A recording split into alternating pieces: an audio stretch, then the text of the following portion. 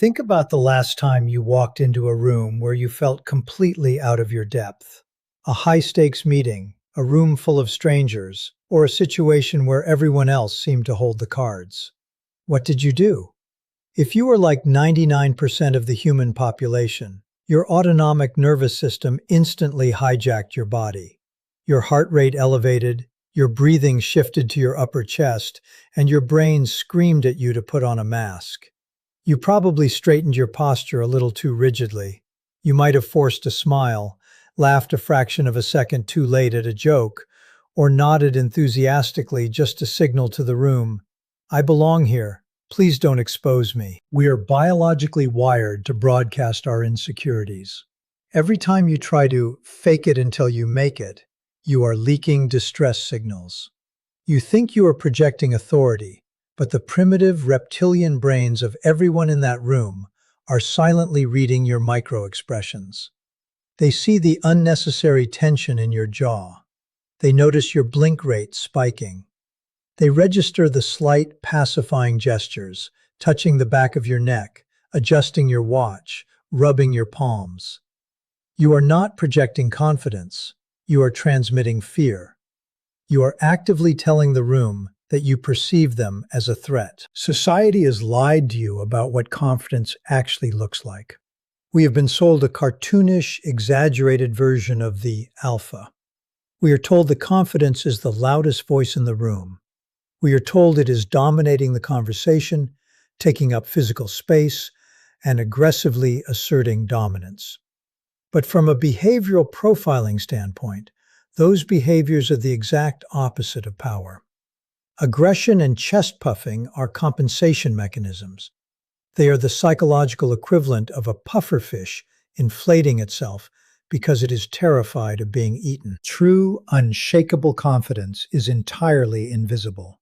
It is not an action you take. It is the absolute absence of a specific need. It is the chilling, gravitational stillness of an apex predator that knows, with absolute certainty, that nothing in its environment can harm it. When a person possesses real psychological power, their nervous system is at rest. Their baseline is calm. They do not need to perform, convince, or intimidate because they have already won the internal game. The secret to this kind of power isn't about adding layers of fake bravado to your personality. It is about stripping away the fear of exposure. Over the course of our lives, we build fragile houses of cards based on how we want to be perceived, and we spend all our energy terrified the wind will blow. What if you stopped protecting the house? Look closely at the people around you. The coworker who always has to have the last word. The guy at the bar speaking just a little too loudly. The person who constantly name drops. You've been conditioned to think these people are confident. They aren't. They are drowning. In the next few minutes, I am going to completely dismantle everything you've been taught about confidence. More importantly, I'm going to give you the exact psychological mechanism, the precise behavioral protocol that will fundamentally reprogram your autonomic nervous system. If you tune out now, you will go right back to the exhausting, draining cycle of faking it. You will continue to let the room dictate your internal state. But if you stay with me until the very end of this breakdown, you will walk away with a tactical advantage that will make it physically impossible for anyone to intimidate, manipulate, or unbalance you ever again. You are going to learn how to manufacture the kind of chilling, unshakable presence that makes people silently hand you their authority the moment you walk through a door. Confidence is not a personality trait. It is a biological baseline. When you feel insecure, your brain interprets the social environment as a physical threat.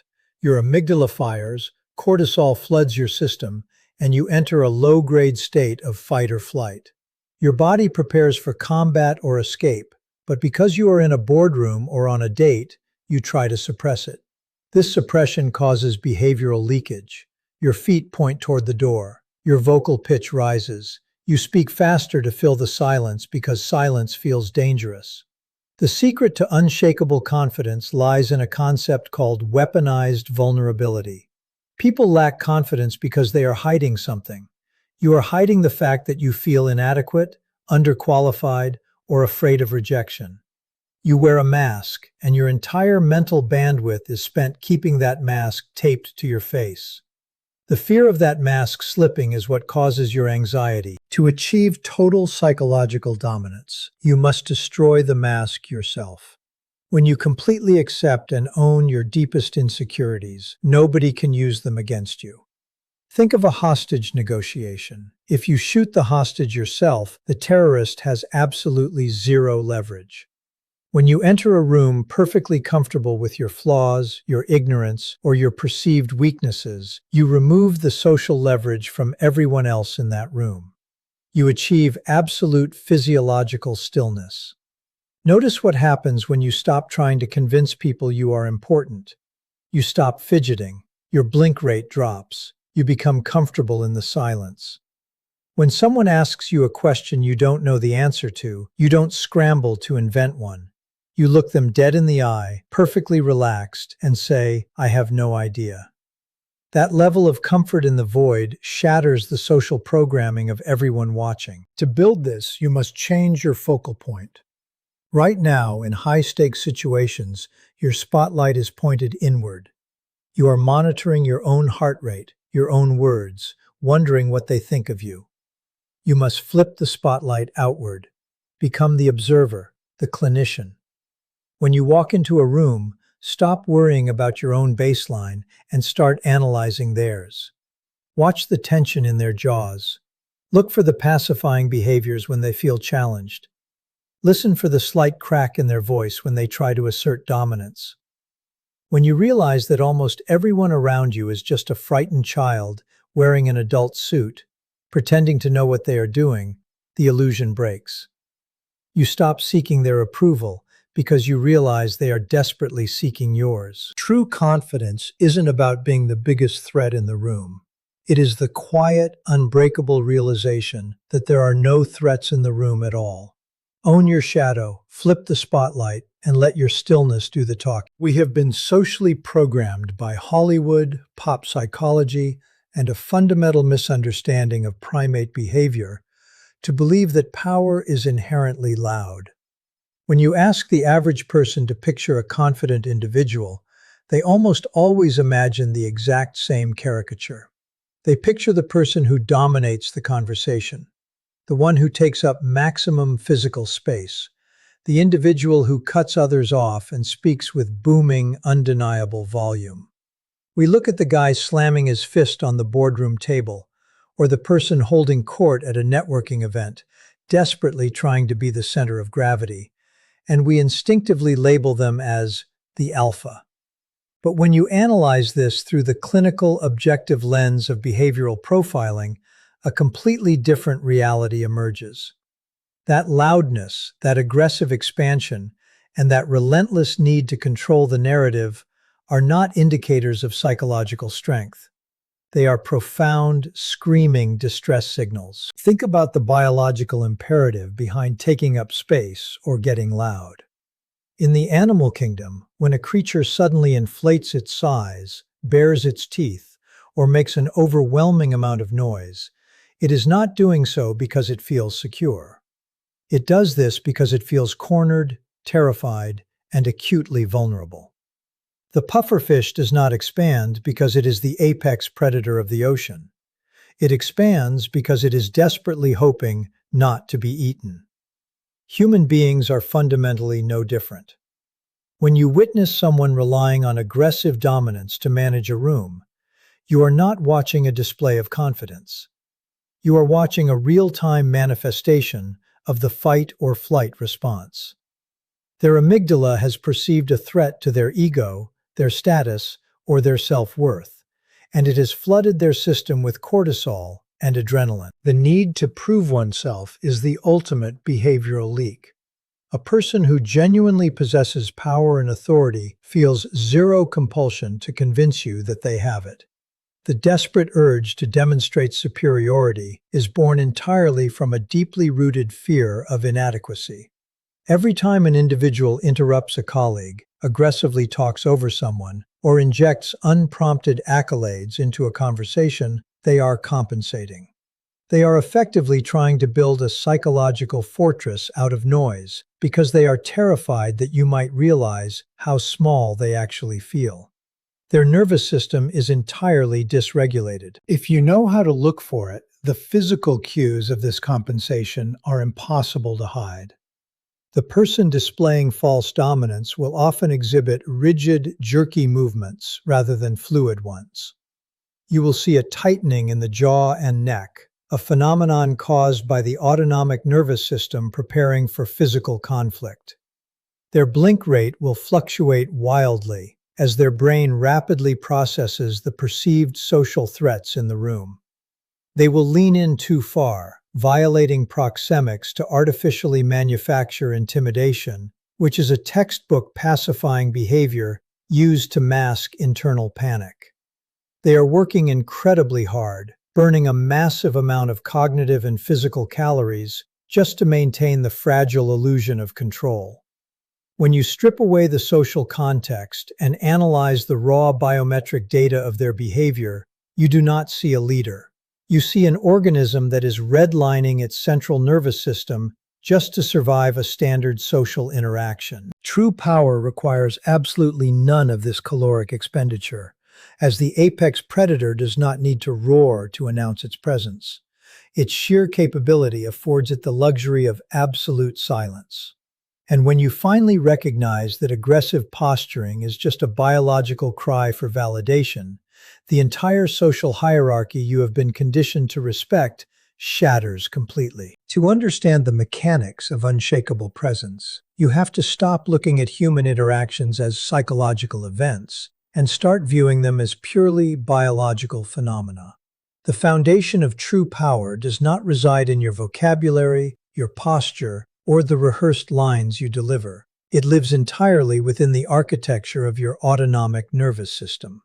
When the average individual walks into a high-stakes environment, a critical negotiation, a boardroom, or an arena full of evaluating strangers, their brain's threat detection center, the amygdala, cannot differentiate between a social threat and a physical predator. The prospect of social rejection or failure triggers the exact same neurochemical cascade as being actively hunted. The sympathetic nervous system hijacks the body, flooding the bloodstream with cortisol and adrenaline. Heart rates elevate. Respiration shifts from the deep diaphragm to the shallow upper chest. Blood is systematically shunted away from the prefrontal cortex, the logical, reasoning part of the brain, and pushed toward the extremities in preparation for physical combat or immediate escape. The person is completely dysregulated.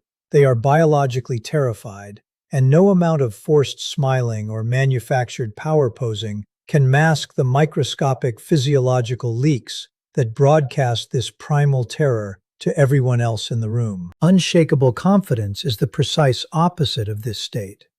It is not an action, a behavior, or a mindset. It is a measurable physiological state of rest. It is the rare, cultivated ability to maintain a parasympathetic dominant baseline when the environmental stakes are skyrocketing. When you observe an individual who possesses genuine psychological dominance, you are watching a nervous system that refuses to perceive the external environment as hostile. Their respiration remains deep, slow, and diaphragmatic, exactly as it would be if they were sitting in the absolute safety of their own home. Their heart rate rests at a cool, even tempo. Their muscular tension is practically non-existent, completely devoid of the micro-flinches and rigid bracing that characterize defensive posturing. Because their biology is not trapped in survival mode, they retain full access to their executive function, allowing them to process information, read the micro-expressions of others, and calculate their next move with a chilling, effortless clarity that dysregulated people simply cannot access. This biological stillness is the ultimate alpha trait because it completely overrides the subconscious threat assessments of the herd. Human beings are deeply wired for co-regulation. We constantly, unconsciously scan the people around us, monitoring their biometrics to determine if we should be afraid. When a room is thick with anxiety, tension, and ego, the collective nervous system of the group is profoundly agitated. If you can walk into that chaos and maintain an unbreakable autonomic baseline of absolute calm, you do not even need to speak to establish authority. The agitated nervous systems of everyone in the room will naturally and inevitably tether themselves to yours. They will subconsciously seek you out as the anchor because your physical state is signaling to their primitive brains that you know something they do not. Your biology is telling them that you are entirely safe, entirely unthreatened, and entirely in control of the elements they instinctively fear. You are no longer navigating the room. You are dictating the atmospheric pressure of the room itself by weaponizing your own heart rate and respiration. And the moment you master the internal switch that commands your body to rest in the face of perceived danger, the external environment completely bends to your biology. The concept of weaponized vulnerability is the most potent, counterintuitive psychological mechanism in the realm of human behavior. Yet, it is almost universally misunderstood. From a biological standpoint, every human being operates under a perpetual fear of exposure. We are terrified that the tribe will discover our inadequacies, our lack of knowledge, our physical flaws, or our deep-seated insecurities.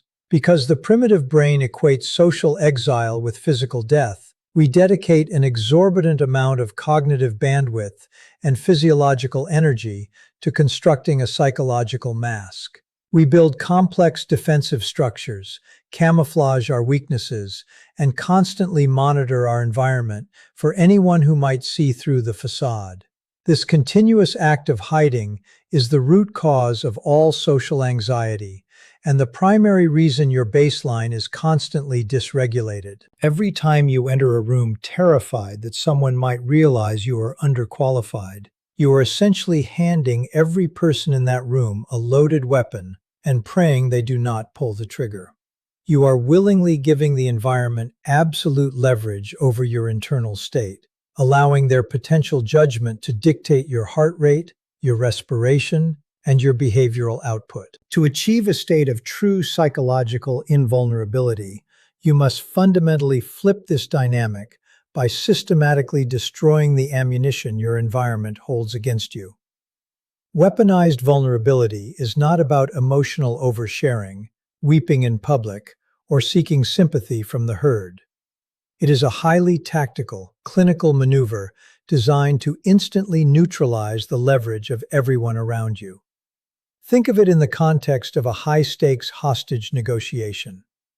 If a hostile adversary is holding a hostage to force your compliance, their power exists only as long as you place extreme value on the hostage's survival. If you pull out a weapon and eliminate the hostage yourself, the adversary's leverage instantly drops to absolute zero.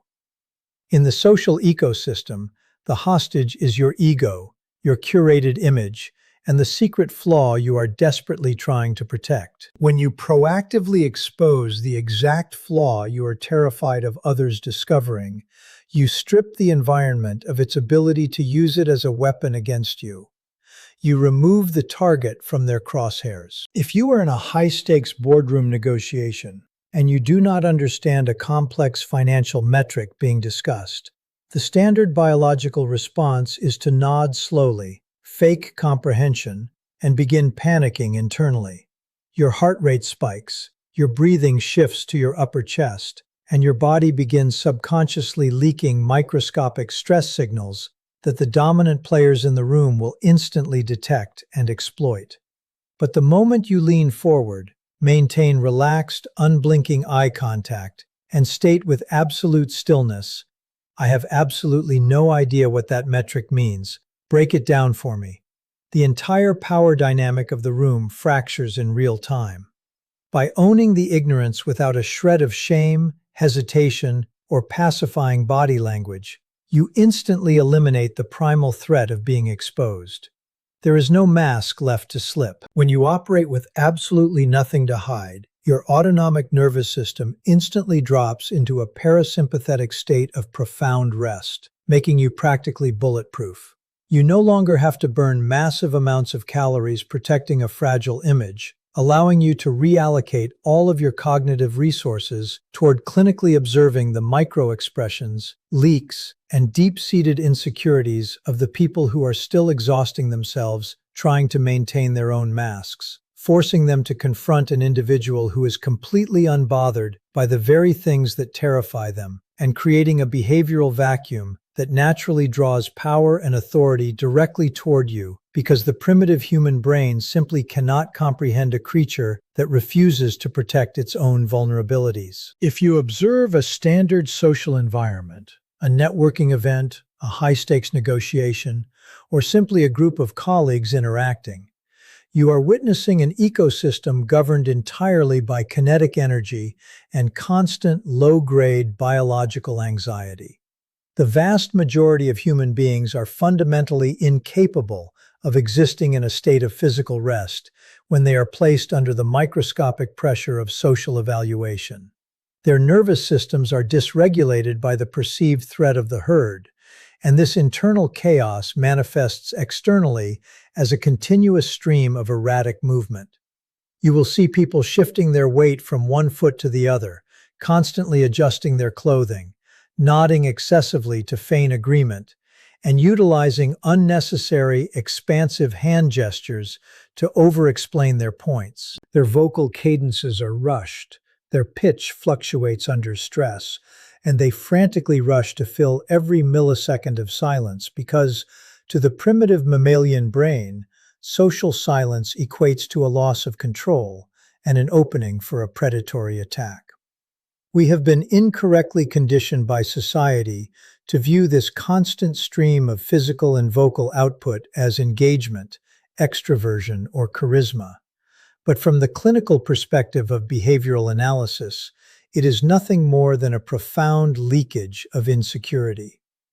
They are burning a massive amount of cognitive and physical calories performing for the room, desperately trying to manipulate the environment to ensure their own survival. In the center of this chaotic performing environment, absolute physical and vocal stillness registers to the human brain as a biological anomaly. When you consciously eliminate all unnecessary kinetic movement, you completely short-circuit the threat detection systems of everyone in the room. The human eye and the reptilian brain are evolutionarily hardwired to track movement in order to identify potential threats or vulnerable prey. When you stop moving, when you plant your feet, let your hands rest completely motionless, and strip away the microscopic pacifying behaviors that everyone else relies on to self-soothe, you become entirely unreadable. You stop transmitting the biological distress signals that the herd relies on to gauge their own relative social standing. To the primitive brains of the people interacting with you, this complete absence of kinetic leakage signals the undeniable presence of an apex predator. A creature that is frantically moving is a creature that is trying to survive the elements. A creature that is perfectly still in the midst of chaos is a creature that possesses the absolute chilling certainty that nothing in its environment has the capacity to harm it. This principle applies just as ruthlessly to your vocal delivery and auditory footprint. When a dysregulated person speaks, they rush their words and elevate their volume, practically begging the room for validation and desperate for someone to agree with them. When you master vocal stillness, you deliberately slow your cadence, drop your pitch, and, most importantly, you weaponize the pause. Because the average nervous system is terrified of a void, a deliberate, unbroken pause creates an almost unbearable psychological pressure in the room. If you deliver a definitive statement and simply stop talking, maintaining unblinking, relaxed eye contact, the erratic individuals around you will completely fold under the heavy weight of that silence. They will frantically rush to fill the vacuum you just created, over-explaining their positions, negotiating against themselves, and leaking critical intelligence just to alleviate the pressure of your stillness. By maintaining this parasympathetic baseline, you manufacture a behavioral gravity well that naturally sucks the authority out of the room. You do not need to demand attention, interrupt the loudest speaker, or aggressively insert yourself into the narrative, because your absolute refusal to perform creates a massive void that others feel compelled to fill. The people who are exhausting themselves with kinetic anxiety will subconsciously recognize that you are operating on a completely superior biological frequency, and their dysregulated nervous systems will instinctively tether themselves to your calm, naturally orienting their physical proxemics toward you, continuously scanning your perfectly still face for micro-expressions of approval, and effectively handing you the absolute control of the social dynamic without you ever having to lift a finger or raise your voice to demand their compliance. The vast majority of human suffering in high-stakes social environments stems from a catastrophic misallocation of cognitive resources. When an average individual walks into a room where they feel outclassed, evaluated, or threatened, their entire mental bandwidth collapses inward. The spotlight of their awareness turns violently on themselves. They become acutely, painfully hyper-aware of their own biology and their own perceived inadequacies. They are suddenly monitoring the elevated pounding of their own heart. They are analyzing the pitch of their own voice. They are obsessing over the placement of their hands, and they are continuously, frantically running internal simulations of how the rest of the room is perceiving them. This internal panic loop is biologically disastrous. When your prefrontal cortex is completely consumed by managing your own physiological distress, you become completely blind to the behavioral reality of the environment around you. You are essentially fighting a war while staring entirely at your own wounds, completely oblivious to the movements, weaknesses, and biological leaks of the adversaries standing right in front of you. The Calibration Protocol is the tactical mechanism used to instantly shatter this internal panic loop. To establish absolute dominance in any environment, you must forcibly redirect that spotlight of awareness outward. You have to train your brain to stop operating as the panicked subject and start operating as the clinical observer. When you shift your focus from worrying about your own baseline to forensically analyzing theirs, the entire power dynamic of the room undergoes an immediate and violent inversion. You stop asking yourself if you are good enough to be in the room, and you start asking the environment what it is desperately trying to hide. The moment you make this cognitive shift, the terrifying monolith of the judging audience shatters into a collection of frightened, biologically predictable mammals. As you begin to actively scan the people who previously intimidated you, you will start to see the microscopic cracks in their masks. You will notice the subtle, pacifying thumb rubs of the executive sitting across the table, who secretly feels insecure about the point he just made. You will hear the fractional hesitation and the slight pitch elevation in the voice of the person trying to assert false authority over the group. You will see the asynchronous facial expressions, the forced smiles that do not reach the eyes, and the rigid, braced posture of individuals who are absolutely terrified that someone might expose their lack of competence. By making the environment the subject of your clinical analysis, your autonomic nervous system receives a profound safety signal. Because you are no longer focused on protecting your own ego, your brain registers that you are no longer the prey. You become the apex predator observing the herd, and biology dictates that the predator is inherently calm. Your heart rate slows down, your breathing drops back into your diaphragm, and you achieve a state of relaxed, calculating stillness. You are no longer reacting to the social pressure they are projecting. You are weaponizing their own biometric data against them, mapping their insecurities, their stress triggers, and their behavioral baseline with a chilling, effortless precision.